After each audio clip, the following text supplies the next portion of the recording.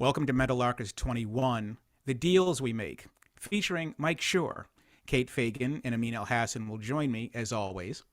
I'm Howard Bryant, and first, I have thoughts. On last week's show, Too Big to Fail, I misremembered the anecdote that will lead today's show. It wasn't Saints-Patriots, but the 2013 AFC Championship Ravens-Patriots. Stephen Ridley took a ball off tackle and was crunched helmet to helmet by Bernard Pollard. Ridley was unconscious on contact, fumbled the ball, and Baltimore recovered. One game recap described Ridley's legs as resembling, quote, wet spaghetti, unquote, as he hit the ground. The broadcasters didn't discuss how Ridley's head cracked like an egg, but that he needed to protect the football better if he was going to be a reliable running back in this league. And I'm thinking, protect the football? He's unconscious. And then I started thinking about something else. This game is barbaric. And I'm still watching. This is my deal. I've made a deal to enjoy this. Ambivalence to their health in exchange for my entertainment. Do I want to be part of this? Ultimately, the answer has been no. But these are the deals that exist in so many places inside of sports and out, even as most of us probably consider ourselves to be a positive part of the solution. To help us answer these questions, we have invited writer, producer extraordinaire Mike Schur to join us. Mike has a terrific and hilarious new bestseller out titled How to Be Perfect, the Correct Answer to Every Moral Question. And just as an aside, I love that Wikipedia refers to Mike's hit show The Good Place as philosophical fiction. So that by itself makes him perfect for this discussion. Take, for example, the first sentence of the book. Today, you've decided to be a good person. He goes on and gives a few examples of your goodness. You pick up some trash on the sidewalk and toss it in the garbage. You buy organic beef. Knowing the effect of meat consumption on global warming, you pass up a cheeseburger in favor of a garden burger. You even help an old lady across the street. And then Mike offers up the bad news. Quote, that plastic cup you tossed? It's eventually going to flow into the ocean, joining the Texas-sized trash island that's threatening marine life in the Pacific. The veggie patties were shipped to your local store from someplace very far away, rendering their carbon footprint massive. And the cows you pictured are, in fact, penned up in a factory farm because the legal definition of organic and grass-fed are embarrassingly loose thanks to shady legislation written by agribusiness lobbyists. The cows aren't happy. They're sad. They're sad cows. Oh, and by the way, that old lady you helped collects Nazi memorabilia. She was actually on her way to buy more Nazi stuff. That's what you helped her across the street to do. End quote. The most recent examples of the deals we make occurred but a few days ago, again in the NFL, at the Super Bowl, when everyone was all up in their feels for the nostalgia of the halftime show. Mary J. Blige, Snoop, Dre, Eminem, and so on. Wasn't it just days ago that the right thinkers were up in arms over the racist hiring practices of the NFL? Weren't they all imploring Brian Flores in his lawsuit to burn it all down? Weren't they celebrating his principled stand because in order for real change, sacrifices needed to be made? And good for Brian Flores. He's the next Kurt Flood. And yet those same people were reduced to fawning little sops at halftime. The ink is barely dry on the Flores lawsuit, and all it took was a halftime show to bring everybody back to the NFL. So Mike joins Kate, Amin, and me to discuss the deals we make. We ask the questions if we're even making a dent in the problems of the world, or are we actually part of the problem? Or is it all too big, too evil, too interconnected?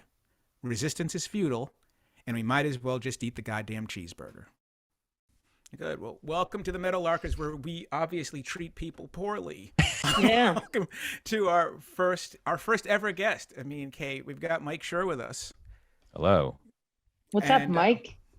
Hi, everybody. But before this recording started, both Amin and Kate just came in just guns blazing, just swinging at me, just haymakers right and left. They came in hot.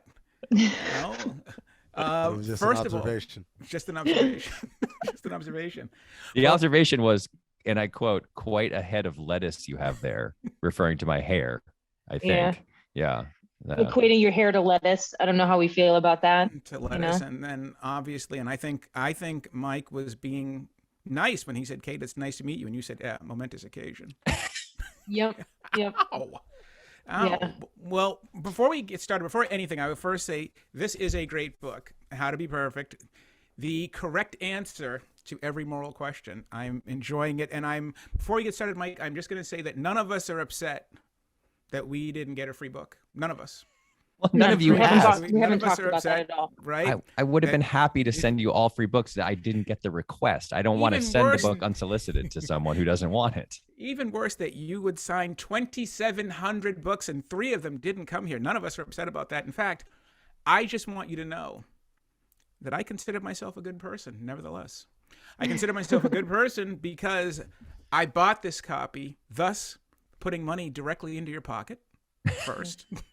Almost. Oh, Almost. yeah. And A Okay, how small, does that small economics amount of go? money. Small- Small amount. Exactly. One slice of pizza, right? I think that's probably what you got, right? That's usually what we get, about a slice. Mhm. And also, I bought it at, shout out to Broadside Books in Northampton, Massachusetts, my local non-Amazon independent bookstore.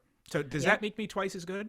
Well, the joke's on you, man, because every dime I make is going to charity. So you didn't actually put any Nothing. money in my pocket at all.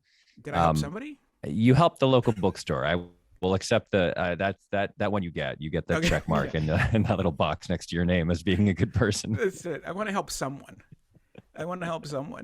So, as we were talking about this, the opening, Mike, I want you to help us sort of go through one of the things that we've been doing on this show is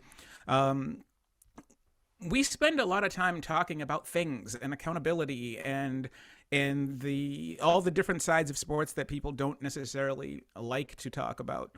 And so I was sort of wondering, just asking you off the top of your head, how is the book being received, number one?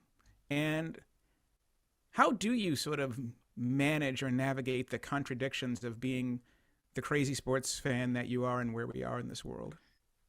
The book is being well received, I think. I'm actively trying not to read a lot of reviews.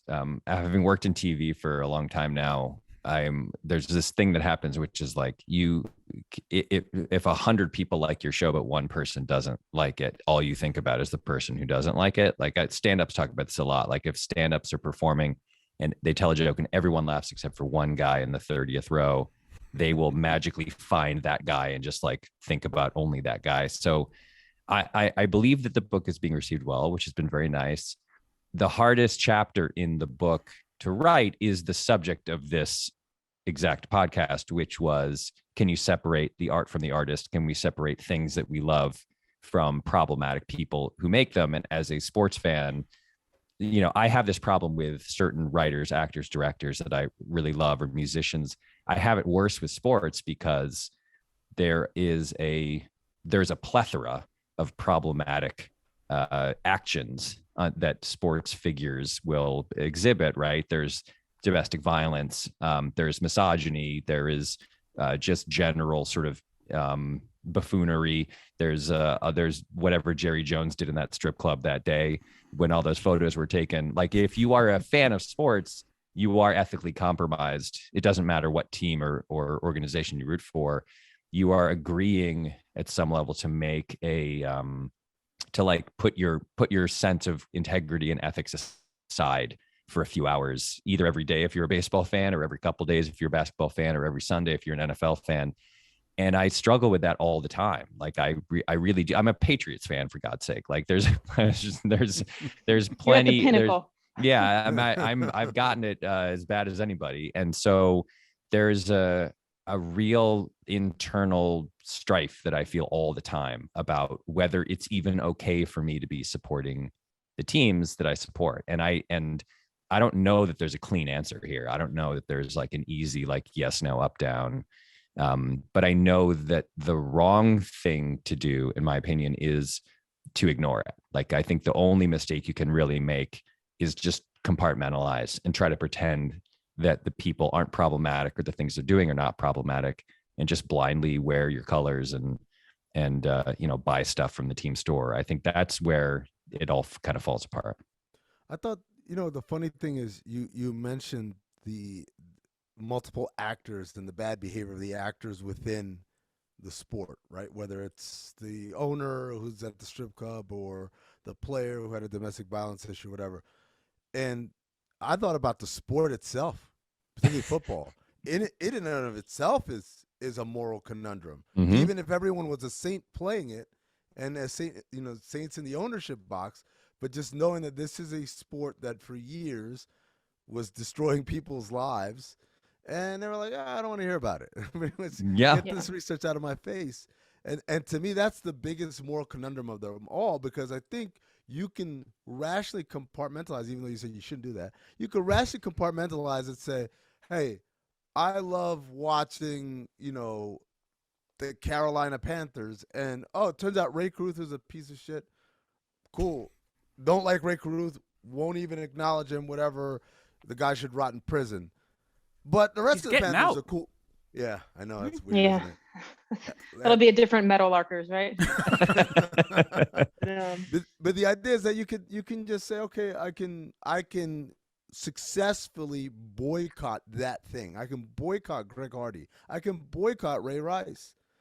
Can I boycott the sport? And we were talking, Howard, offline about the concept that a week ago all we were talking about was Brian Flores and how the NFL very clearly has some racist procedures that they go through in terms of hiring people of power who are of color. And then Sunday happened. It's like, all is forgiven. And this is the most lit halftime show I've ever seen. I'm like, what are you talking about? Yeah. 8 days ago. Go ahead, Kate. Yeah. Is there more evidence for the belief that so many of us have that, like, at the end, you should just shrug your shoulders and move forward with whatever indulgence it is? Because your small little sacrifice is not going to make even a blip on the radar. If you look at the example of Brian Flores, that we don't know what's going to happen, but essentially it appears he has sacrificed his future in coaching for a 48-hour news cycle. And here he is an NFL coach with much more power and ability to change systems than almost everyone else might be listening to this right now. And yet he is a 48-hour news cycle, and certainly it will come back around, but didn't hear anybody talking about that on Sunday. So you get left, if you're looking at the Brian Flores story, like, well, me protesting the NFL is going to have 1/1,000,000th of an effect that Brian Flores' actual lawsuit against the NFL had. Yeah, well, this is the thing, right? Because there's two categories of ethical compromises. Do you feel like you have to here. answer this for us? Do you feel like that is our goal? You wrote a book. Here. I like talking Yeah. about it. I think that talking about it is the kind of the main weapon that we have. Like when you, Kate, are saying that my protest is 1/1,000,000th the effect of the lawsuit, that in your case is not true, because you are literally talking to a microphone right now. You have more ability to affect change than the average sports fan. But even if you didn't, I think there's two kind of buckets of ethical wrangling that have to be done. And the more important, the less important one is, for me, for example, like Deflategate or something, right? It's like an on-field competition ethical kerfuffle or scandal where it's like, did my team cheat? Is my team behaving in a certain way that I think is counter to my own sense of what's right and wrong?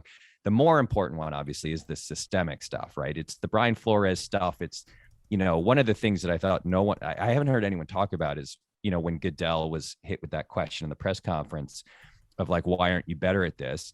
The answer is very clear. The answer is there's only 31 people who control essentially every decision that's made. And a lot of those 31 people have owned the teams for a very, very long time. And until actual Black owners are a part of the system, like it won't filter down. Like those decisions will remain as long as they remain in the hands of these ancient white dudes. Like this, we're going to have the same, there's only so far that change can happen. But that's systemic stuff, which to me is a combination of the internal mechanisms, the racist mechanisms that are prohibiting people from Brian Flores from advancing.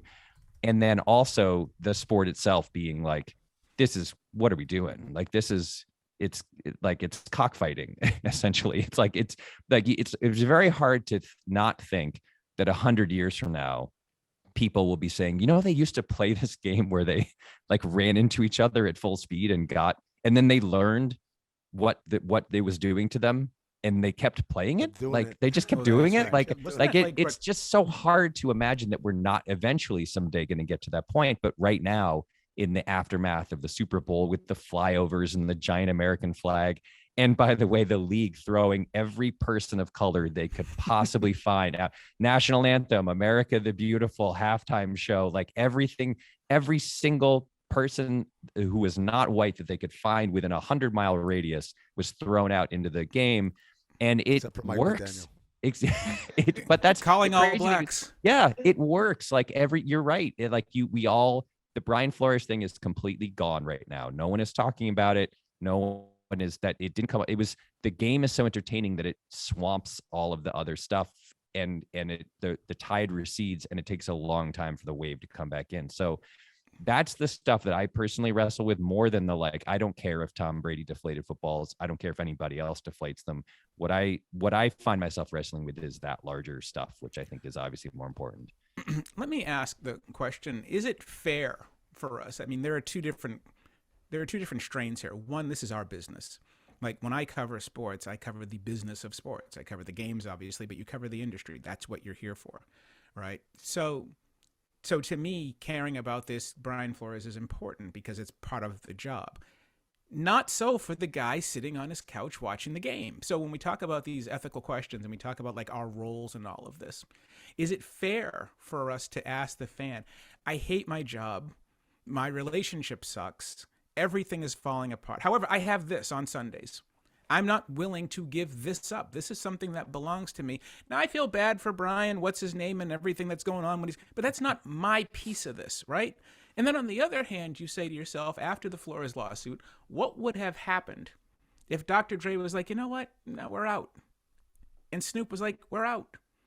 And that whole thing went dark at the last minute, wildcat strike. Or what would have happened if the black players on both teams made some sort of gesture that essentially said, one day we are all going to be Brian Flores. If we want a career in this industry, one day that's going to be us. And here's something for you to think about. And they and they did something, either, whatever it was, didn't come out, made some gesture to let everybody know that this may be your fun and games, but this is still our industry. Things are different if that happens, right?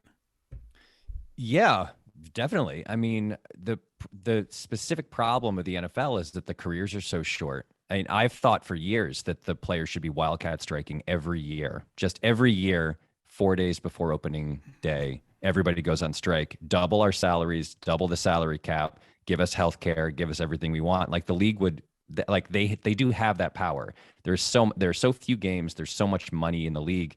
But it's so hard to convince any group of people whose average career is 18 months or 3 years or something.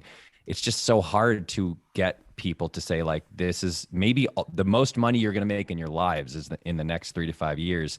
Give that up. Like, that's a really big ask. But yes, of course, things would change. That's what changed in the NBA when the players started just not threatening to not play games.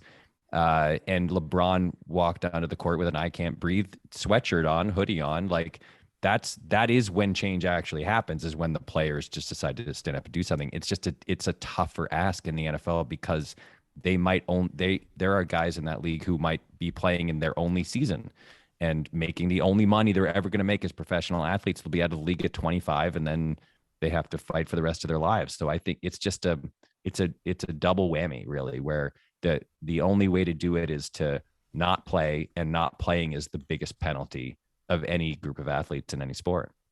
Yeah, I think one thing I think about a lot, and I talked to Howard and Amin about this offline, was the advice I've been given when talking to either mentors or older folks who I know have been around the block when it comes to issues of standing up for things.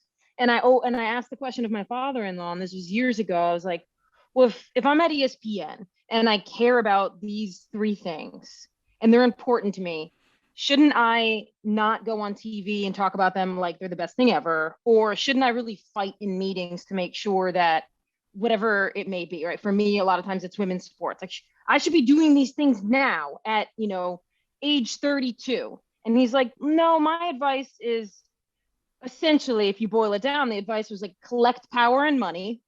And then if at the end you will have more power and more money, and then you can care about those things, and you can care about them and rain down wealth and power on them. That doesn't work though, does it?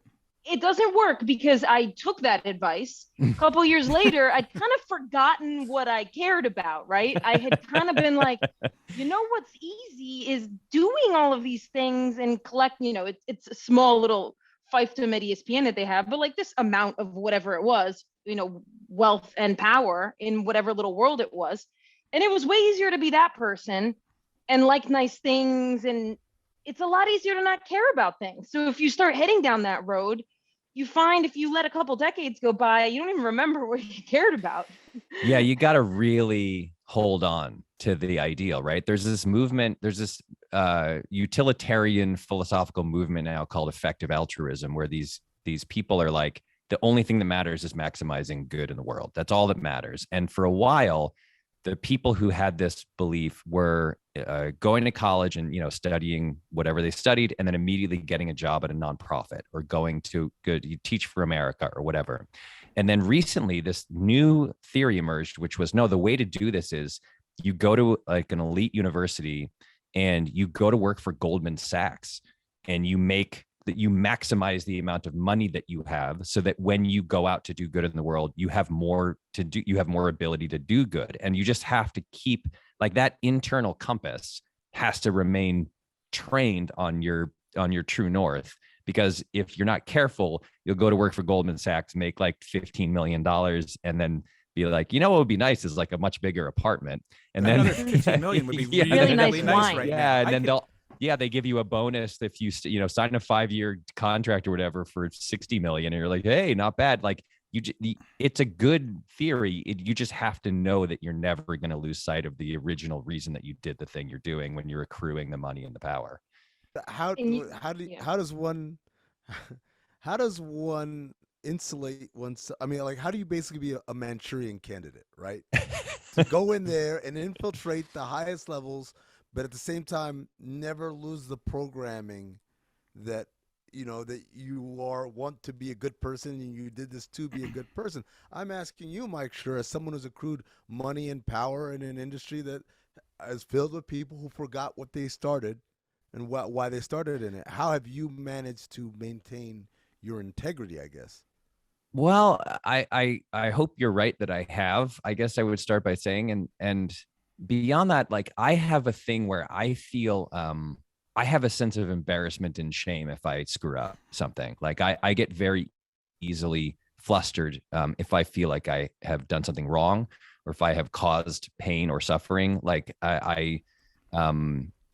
it's been inside me since I was a kid. Like I'm a rule follower and a very like nervous person when it comes to the way that I affect other people. And that doesn't mean I don't screw up all the time. I certainly do.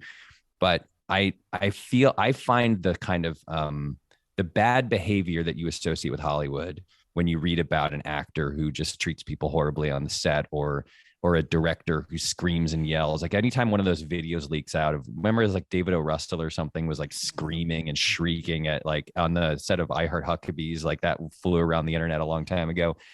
I feel like that's the worst fate that I can imagine, is that there's a video of me losing my cool and just screaming at people and just acting like a lunatic. Like, you're not the guy in the New Yorker profile who takes the glass bowl and throws it against the wall to get everybody's attention. No, I am not that guy. And I most of my career has been I have a very specific origin story, which I'll tell you as quickly as I can, which was there was an episode of the show Parks and Recreation where we had a bad read through early on, and we had to totally rewrite the script. And it happened to be a really production intense episode that required a lot of props and costumes and stuff. So we finished the episode on a Friday. We rewrote it and finished on Friday. And we started shooting on Monday. And the producer of the show, the line producer, the guy who's like in charge of the actual physical production, was like, "Hey, can you come in on Sunday and just okay all these props and stuff?" And I said, "Sure." So I went off, and my son was young at the time. My wife and I had a nice weekend, and we took our kid to the park. And I was like, this is annoying, but I have to go in on Sunday at noon and okay all this stuff. And so I left and went into work, and I got to the office, and the office was full of people. It was bustling. There were 75 people milling around in all these different departments, and the designing sets and costumes and props. And I had this like incredible sense of shame and failure because they had been there all weekend because of me. Like I had not done my job properly. And this happens sometimes. It's not like it wasn't crazy thing that happened, but I had not done my job in terms of getting the script ready. And as a result, they had to work all weekend. And I remember leaving and thinking, like, if you try to really boil down what my job is, it's to make sure that none of these people ever have to work on a weekend ever again. Like that's the essence of what my job is. And there's this quote that I really like that's in the book about by this philosopher named Bernard Williams. And he says that the key thing in ethics is to remember that we are specially responsible for what we do rather than what other people do. Our job is to essentially act with our own sense of integrity and our own sense of right and wrong. And you can't control other people's views on that. So when it comes to something like what will my, boycotting a team or a sport or something, like what good will that do? His response would be to say, it's less important to think about what good it will do in the macro sense and more to do with how you feel about yourself and how you live your own life. And in that sense, you are more responsible for that action than you are responsible for like thinking about the effect that it will have on the world. Yes, so you have to have a code.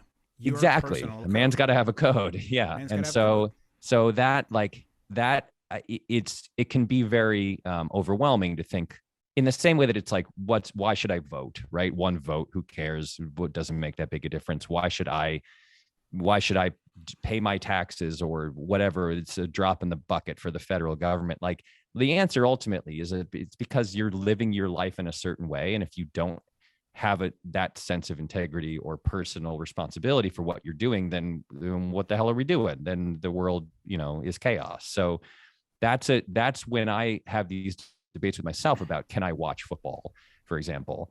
I find myself in these contradictions where, for example, I think MMA is bananas. I think MMA is like, what are we watching? This is the craziest. Every time LeBatard talks about MMA or has someone on to talk about MMA, I feel like everyone in this conversation should be arrested. Like you should all be arrested and thrown in jail. Like this is horrifying and barbaric. And yet every Sunday I'm sitting down and I'm watching football, which is maybe 40% less violent than MMA at its core. So okay, so this is I'm not a huge combat sports fan, but this juxtaposition has been presented to me before, and I really didn't have an answer for it. Where the injuries sustained in boxing are often way worse because of repeated blows, whereas mixed martial arts is a faster sport, and people tap out in essence a lot quicker. Yeah, than you don't in tap boxing. out in boxing. Yeah, you just keep getting hit until you're literally a vegetable or you're knocked out, one of the two. And it reminds me of an excerpt that I read from your book where you talk about the person who says, I'm going to be good. I'm not going to eat beef patties. I'm going to eat these veggie patties. But it turns out like the amount of resources needed to create veggie patties is way worse for the environment than had you just ate a regular burger. So like the moral relativism, I guess, is where you think ostensibly you're doing the right thing, but in reality, the right thing is actually way worse for the grand scheme of things than the quote unquote wrong thing, just because the wrong thing looks more wrong than the quote unquote right thing does. yeah, I mean, this happens all the time, right? Like you buy you buy a product that you think is helping in some way the environment or the world you live in, and then a friend of yours, some smart ass friend, comes along and goes like, hey, you know what, that's actually worse than the thing you were going to buy, and you're like, god damn it, I'm trying, man. You know, so yeah, that does happen. Like amongst philosophers, some philosophers would say your intention is more important than your action, and like you what you intended to do was do something good. You thought about the problem. You tried to find a better solution. This is an unintended consequence. You're not morally responsible for that unintended consequence. So all you can really do, if you follow that line of thought, is like be a person who cares, right? Be a person who actually looks at the facts and tries to research them as much as you can to a certain point. We all have busy lives, and there's a lot of demands on us. So you can't spend all day researching the company that made the veggie patties to figure out what the carbon footprint is or whatever. But you can do your due diligence, try to make the best choice you can. If it turns out not to be the best one, then okay, you try again next time. Like that's sort of the only thing you can do. I mean, when it comes to sports, you know, what little I know of MMA is this: people have gruesome injuries that lead to videos that get sent to you or you see on Twitter with a disclaimer that says, don't watch this, which is like, well, then why did you send me the video? And the guy who runs the whole thing, like, doesn't pay his athletes. That's what I know of that sport. You can be brutally injured and you make no money. And that to me is worse than football, because at least football has there are guys who do make money they know they're doing something risky and they're getting appropriately compensated at the higher end of the league. And because there is at least some chance that they won't get hurt. If you are an MMA fighter, you're in it to get hurt at some level. It's going to happen. The point of it is to hurt the other person. That's not the point of football. So like, there are degrees here. And the question just becomes like, what is your tolerance for the risk and for participating as a viewer in this sport, which is it essentially compromises you. If you're watching the sport, contributing to it, you're buying into it. So that's where I think that my internal needle goes back and forth on those issues. Yeah. Kate. Yeah, I was going back a little bit to the example about like veggie patty versus beef. I'm wondering, and I might not be fully fleshed out on all of the costs of making a beef patty, but it seems to me that on one hand, this idea of, you bought the beef, you bought the veggie patty, and, it's actually worse for the environment than beef. It feels like that is a thing that exists, one, to reinforce the status quo. Because if you look at the part of the cost, it's like, well, this is a brand new industry it's not streamlined. Even though I don't love scale, like it's not at scale. So it feels like there are times when our like moral decisions are attempts to make, whatever are in line with our what code. we're already doing. Yeah.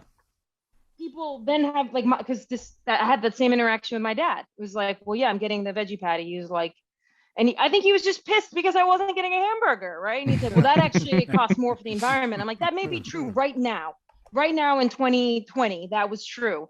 But if we all just buy that hook, line, and sinker, then no change Nothing will changes. be made. And in 2030, there will be no vegetable patties, which if we could figure them out, would probably be better for the environment. And I feel like that is one of those like moral pushbacks that I hear people saying a lot. Yeah. Now apply to football. And exactly. What I mean? Is it good? Now apply it to football. Now apply it to football, right? I think there's one thing that I wanted to talk about as well, Mike, and it's the you strike me as generally a nice person.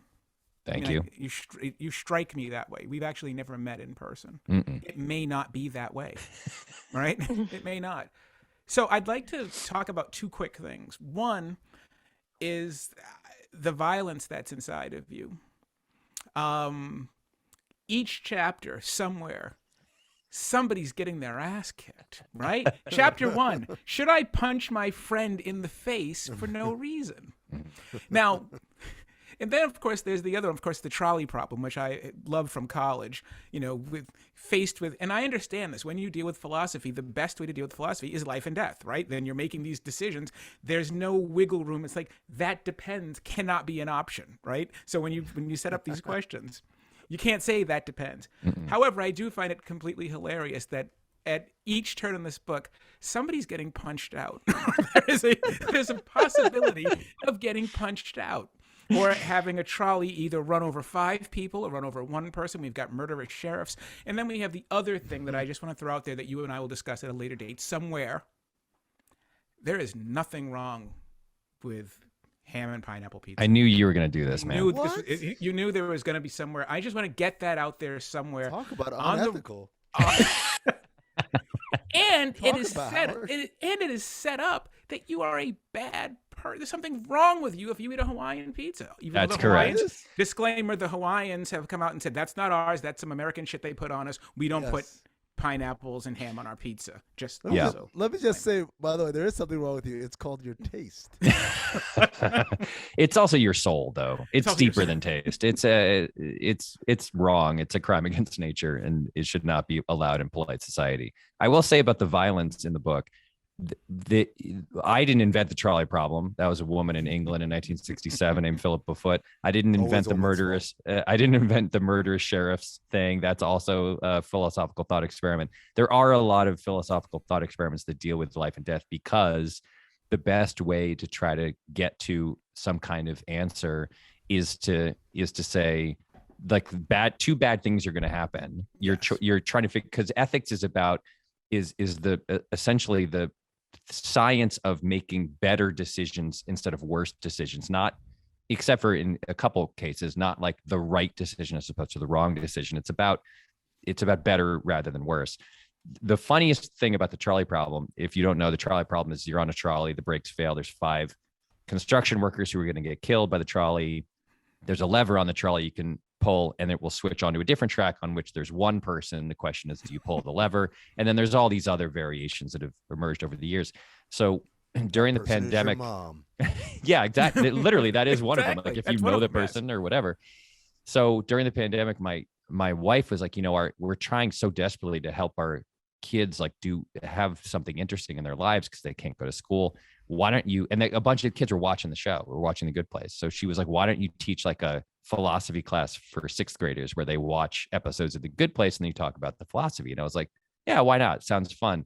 So I had them watch the trolley problem episode, and I was like, all right, here's what the trolley problem is. Like, let's talk about it. And there were a bunch of very smart, 12-year-olds, and all they were doing was trying to find loopholes. They were all just like, so I would jump off the trolley and I would run ahead of the trolley and tell the people to like look out. And I was like, no, you can't do that. And they were like, I would just derail the trolley and like turn it over on its side. And I was like, no, like Well, then you kill everybody in the trolley. that's what I said. Yeah, then you'll die.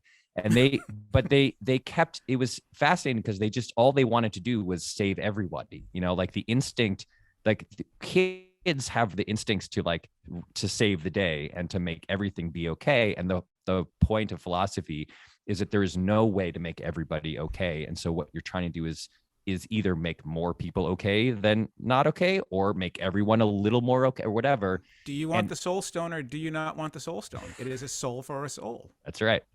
Yes. What would you do, Howard, if you were either, I guess it was Hawkeye and Black Widow, right? Yeah. What would you have done? I can't be put in this situation right now. It was a very emotional scene for me. Just imagine And you're up there just on that cliff. You've got a big Exactly. slice Well, of the Hawaiian first- pizza. Exactly. You're- The first question I had was, why is the red skull up here? That was the first question. I still haven't figured that one out. I was like, what are you doing up here, pal? And that's a mask. Anyway. Yeah, I mean, these are the questions. And obviously you do have to, I mean, the absolute question is the one that gives you the answer, right? Something catastrophic is going to happen, and there is no sort of way out.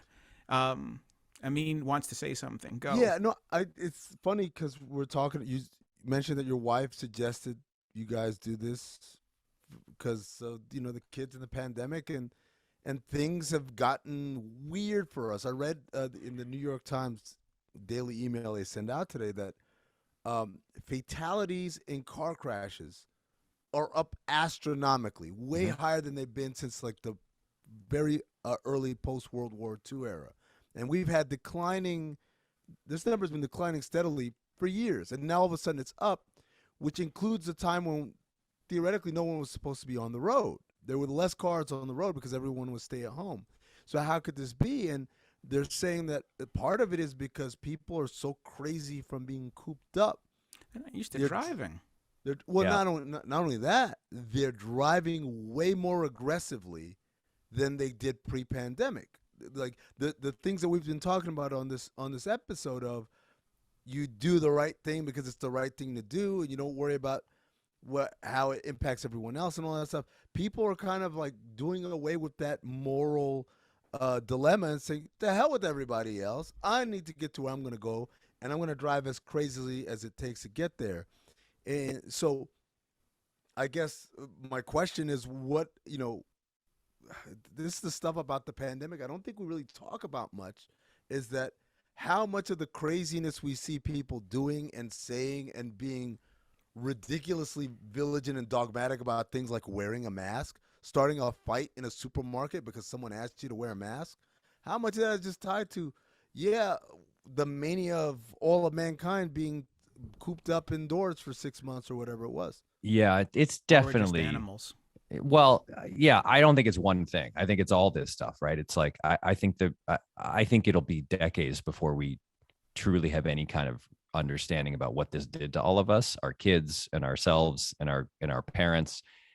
I also think that a woman I work with described the pandemic as being like a black light, where it just revealed all of this stuff that was around that we didn't know was there, or we sensed was there but couldn't quite see, and suddenly we saw it like in very high contrast, where there is a fundamental divide in the country and in the world, frankly, but more so in our country, between I have an unfettered right to do whatever I want whenever I want to do it, and any attempt to restrain that ability is oppression. There's a divide between that and people saying, like, we are part of a society, we rely on each other for certain things. I rely on you, you rely on me. We all need to do our part to try to make the world as nice a place as it can be. And all of that stuff, all that, like, I'm in a CVS and I am screaming that the woman at CVS is forcing me to wear a mask, and that's fascism. That's all this was to me, was like this fear and anxiety about having your freedom restricted in any way, just lashing out at people right and left. And it felt like a daily gut punch to me. Like I really, that was the hardest thing to observe for me during the pandemic, was like, man, it would have been really nice if in a cinematic way, like in disaster movies, the asteroids coming, not in Don't Look Up, but in other, and like the Deep Impact Armageddon way, where like everyone is like holding hands and we're all in this together. Like, wouldn't it have been amazing if that had been our reaction to this? Is if we all said, except for a very small number of people who were unreachable, if we all said, like, hey, we're all in this together, we're all going through exactly the same thing at the same time, let's all pitch in. And that is certainly not what happened. And when you think about it that way, like, coming to any kind of consensus on anything, like, is it okay to watch the NFL or whatever? Like, it's just hard to imagine it's hard to imagine the whole country coming to any kind of consensus about literally anything, if even a pandemic that affected everyone in exactly the same way wouldn't do it. Like, that's when I start to get sort of discouraged about the world. And yet what's really interesting about that is the moment that we all talk about is World War II. Like, that's the one where everybody came, the greatest generation. There's an entire canon of thought and literature and everything based on that. Was when we all came together as global citizens, right? And certainly as Americans. Kate. Yeah. Well, it kind of leads into, in terms of like this sense of community, right? That if the stories about World War II are to be believed, that like it did bring us all together in all of the ways that cinematically we are shown, the idea at the heart of that being the community bonds. And I'm wondering your thoughts, Mike, on like one of my little pet project ideas is like just the concept of scale and how it has been deployed on us over the globalism and scale, and how at every turn you're not supposed to have small ambitions, you have to have big ambitions. And even the example I think we used either last week or the week before would be like, if I opened a bakery on a, the corner on Main Street, everybody's first question would be like, so what's next? Are you opening When are you one going to open up the in second Raleigh? location? Yeah. Right? Yeah. And then like, well, I'm assuming are you shipping nationwide on Goldbelly? I'm like, well, what if I just wanted to make beautiful cupcakes for my neighbors? Like that's no longer, that is a rarer drive or ambition that Yeah. someone would have. So, and when you look at scale, if you look at even like the example of cupcakes, it's like if I'm making cupcakes on on the corner bakery, I have my recipe and I can make enough for the people that come in. Then Goldbelly comes and they're like, well, actually, you're going to need to make 2,000 cupcakes a day. Okay, well, I don't know that I can maintain the integrity of the cupcake at 2,000 cupcakes a day. The quality I'm is not going sure. to drop. I'm not sure that I'm worried about that because scale. And I feel like we can look at that in a lot of ways, and about the integrity dropping, and we can look at scale as one reason why we are left in all of these conundrums. Like now I have to be like, Amazon Prime. If we weren't obsessed with scale, I could have been like, well, that local post office has the one guy who I know is either, racist, sexist. I'm going to go to the other one. Now it's like scale has made it so that I have like 4 options for things, and it's there's a lot of friction for my personal decisions now. Like Yeah. I'm not going to use Spotify. Okay, well, they have 82 of my favorite playlists on it that I spent a lot of time on, right? Like, and that is all part of the ramification of scale in the way I'm looking at it right now. What do you think of that? Go ahead, Mike. Well, this is you're identifying what I think of as the single most American thing that exists. This is the baked into the American ideal are images of expansion, of movement and conquering, and like, being a guy on a horse who just tames the West, even though there were already people here who had long ago tamed it. But we'll ignore those for now and focus on the cowboy who is a lone wolf and who like conquers land and settles it and builds a homestead and all that stuff. And then once you do that, what's next? The bigger thing, the bigger house, the bigger job, the more money, the larger existence. Like bigger is always better in this country. When I was working on The Office, we had this big question that we had to ask, which was the character of Jim is like a smart guy. He's young. He's clearly way too talented and bright to be working as a dumb salesman in a low range paper company. Why does he stay there? Well, the answer was he's in love with the receptionist and he can't bring himself to leave. And so that worked for a while, but then a couple seasons went by and we started to talk about a different thing, which was, that more, bigger idea that is so baked into America.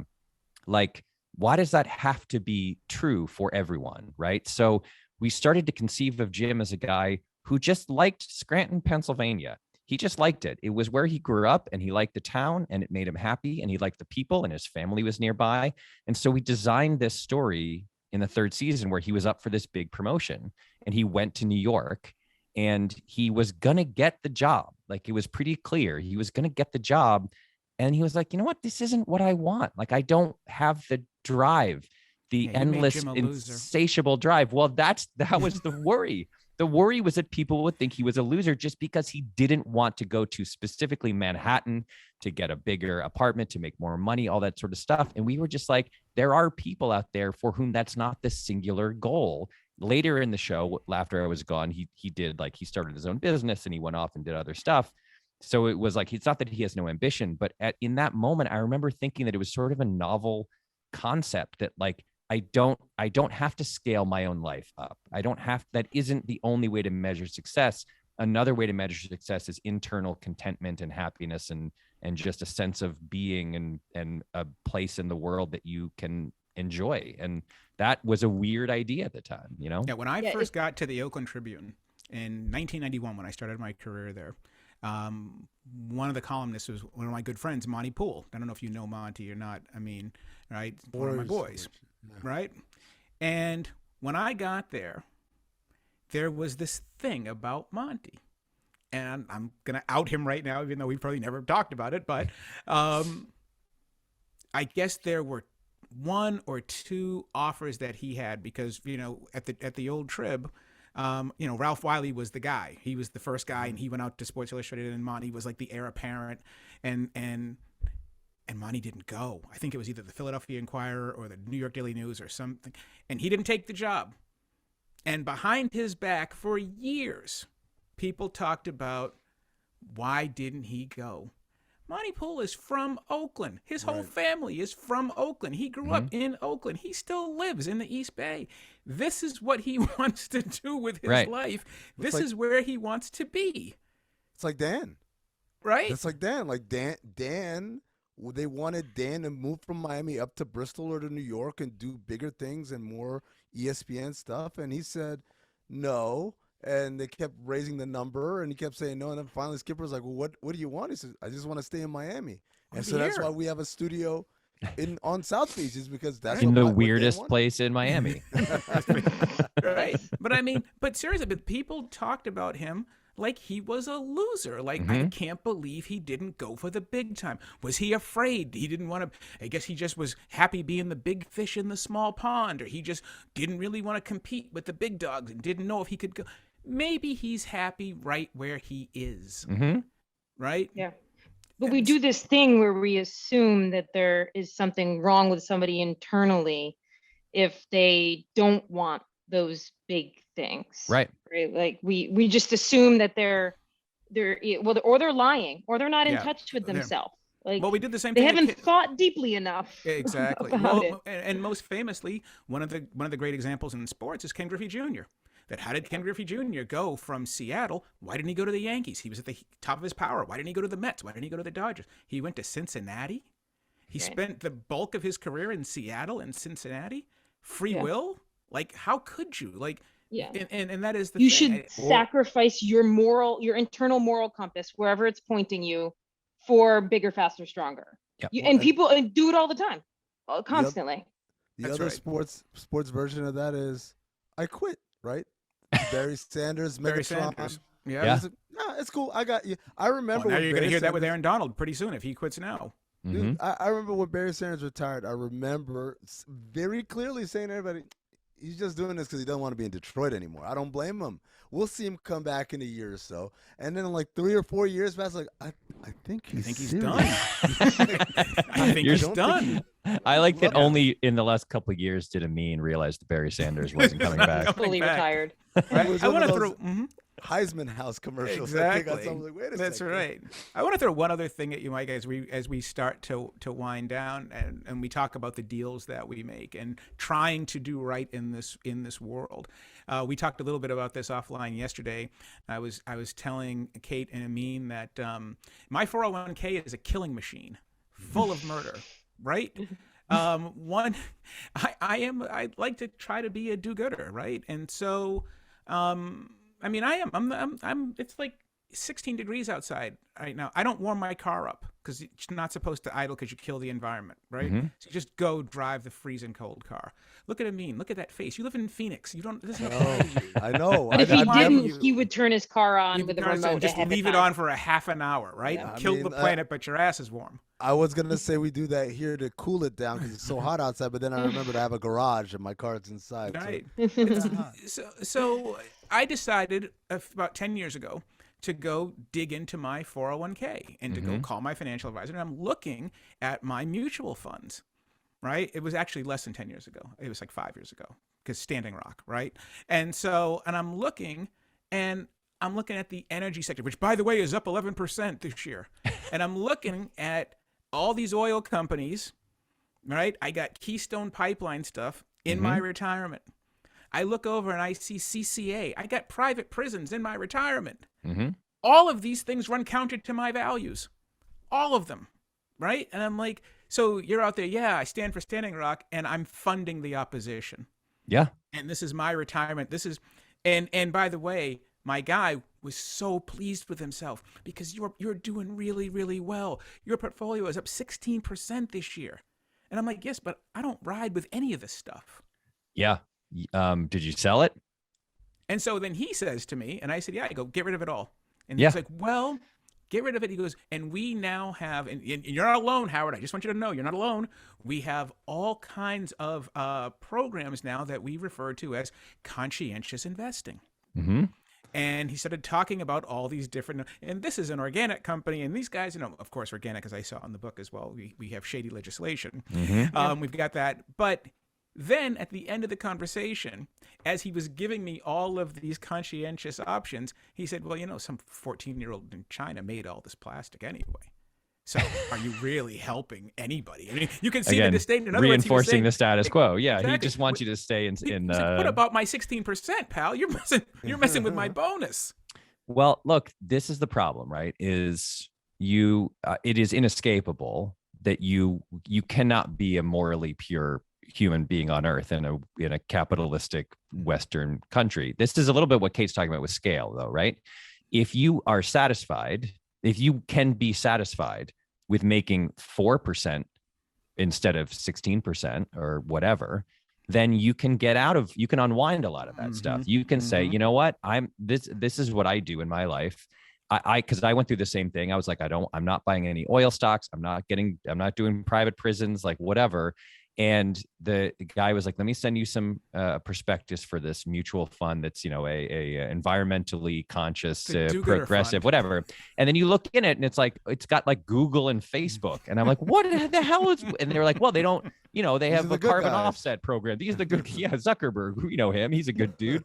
So even in the better version of this, you're still going to run into these issues, right? Like, and so again, it's not about eliminating the bad stuff. It's about maybe being a little better than you were before. And it is better to say invest in a bunch of 5% municipal bonds from the state you live in that go to public works projects and stuff like that than it is to own stock in companies. I'm currently wearing sneakers that I'm sure were made with very unfair labor practices somewhere in the world. Like Amin, behind Amin's head right now is a piece of Star Wars art, which is hideous, by the way. That George Lucas, George Lucas on the set of Star Wars, Carrie Fisher went up to George Lucas and said, like, hey, I just put on my costume for this scene, but I don't have a bra. And George Lucas's response was to say, yeah, there's no bras in space. And she went, oh, okay, I guess that's the deal. And then only later, as a much older woman, was she like, that dude just wanted me not to wear a bra in this scene. Like, that's disgusting. Like, every single thing that we have in our lives is problematic in some way if you scratch the surface of your life. God. So the point is, like, I think she has some support here. I'm just eyeballing it. The point is, it's not about going to zero in terms of the problematic. I'm not going to stop rooting for the Boston Red Sox, who, as Howard and I have talked about at length, have the most ugly and unpleasant history of racism of certainly any baseball team and maybe any sports organization that has ever lived. And I grew up rooting for that team, and I'm going to continue to. And so there are parts of us that are so deeply intertwined with things that are problematic. There is no way to shed it all. There just isn't. So the question becomes, what are you going to do today that maybe is 1% better than whatever you're doing yesterday? And maybe that's selling a bunch of mutual funds that invest in private prisons, or maybe that's deciding, hey, I'm going to buy a pair of sneakers next time that are not made with unfair labor practices. Or maybe that's saying, you know what, I don't care that veggie patties might also be problematic. It's better than beef. Beef is the #1 contributor to global warming and climate change of any industry. And so I'm going to just do that little tiny thing today, and maybe I'll feel 1% better about the way that I move through the world than I did yesterday. What's that paddle made of behind you there? It looks pretty ugly. See that? You see what happens the minute you criticize the Star Wars? Now he's going all in on anything that's behind you. That was carved by Nick Offerman from a door from the set of Parks and Recreation. How about that? How about that? Where'd the door come from? Yeah, that's right. Oh, I bought it from a warlord. a paramilitary troop in Central America. Right? Wait, before we go though, Howard, I have this Yes. little fact. I thought it would come in Yes, handy. fact. It didn't, so I'm just going to shoehorn it in at the end. Great. Make it The work. word arena, the actual origin of it, what it actually means, is the sand-strewn means place sand, of right? combat. Yeah, it means Yes. sand. It's the bloody sand that soaked up the gladiator's blood, and that is the origin of arena. So it feels like it kind of ties everything up nicely, right, Howard? It does. That is an outstanding way to go. The book is putting it up front, do it the right way. How to be perfect. Perfect. See the T over there? The correct answer to every moral question. We have answered all of them in All of this them. last hour. Mike Schur, thank you for joining us. It is my pleasure. Thank you for having me as your first ever guest. The first ever guest, and I'm hoping we'll be nicer to our next guest. But The you last came He wasn't back. great You- to us. He I was gonna wasn't say, great but to us. you just blasted one of the most iconic scenes in Empire Strikes Back. So I think the scales have been balanced. Honored if And- you join us. Maybe not. Maybe I'm not honored if Exactly, you join right? us. As I would say, there's a strong streak of good in you, Superman. But then again, nobody's perfect. Almost nobody.